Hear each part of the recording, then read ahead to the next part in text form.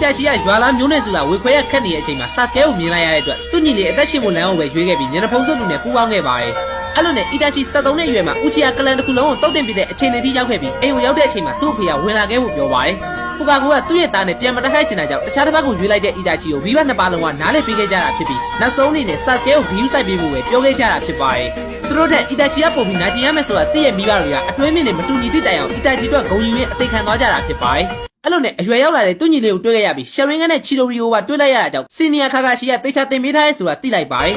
ဒါပေမဲ့ဒီလောက်နဲ့တော့မရသေးဘူးဆိုတာသိရဲ့ Itachi ကသူ့ရဲ့ညီလေးကိုပို့ပြီးတမန်လာအောင်ဆုံးမပေးခဲ့ပြီးစိတ်ထဲကနေတော့ခွင့်လွှတ်ပါ Sasuke လို့ဇက်လိုက်ပြောနေရင်သူ့ကိုပို့ပြီးမုန်းလာဖို့ Tsukiyomi ကိုပါတုံးလဲလိုက်ပါတယ်Hiruzen တိတ်ဆုံးသွားတာတော့သူ့ညီလေးကိုကာဝယ်ပေးမဲ့သူတွေရှိသေးရသိလိုက်တဲ့အတွက် Itachi ကစိတ်အေးသွားခဲ့ပြီး Sasuke နဲ့တိုက်ခိုက်ရမယ့်နေ့ကိုလည်းရောက်လာခဲ့ပါတယ်Itachi အသက်22နှစ်အရွယ်နောက်ဆုံးမှာတော့သူ့ညီလေးကိုခွင့်လွှတ်ပါ Sasuke လို့ပြောသားခဲ့ပြီးနောက်တစ်ခေါက်ရှင်သန်လာတဲ့အချိန်မှာလည်း Sasuke ကိုအကိုကြီးကအမြဲတမ်းချစ်နေပါလို့ပြောရင်အပြီးတိုင်းပျောက်ကွယ်သွား